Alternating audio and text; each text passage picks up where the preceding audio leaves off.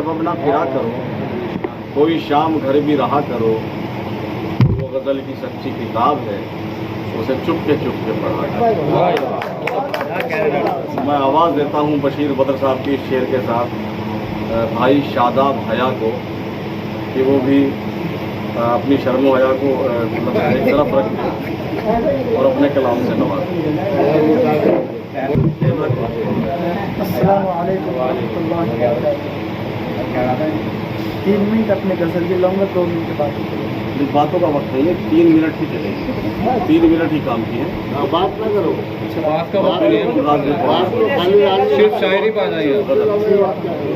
ये देखिएगा कि आप कहाँ बैठ के आज मुशायरा पढ़ रहे हैं। रियाज सागर साहब तशरीफ, खालिद आलमी साहब तशरीफ, हयात हो गया, गनीमत है भाई।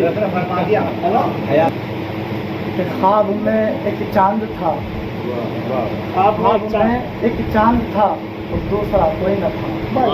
क्या बात है। ख्वाब में एक चांद था और दूसरा कोई न था, नींद टूटी तो अंधेरे के सिवा कोई न था।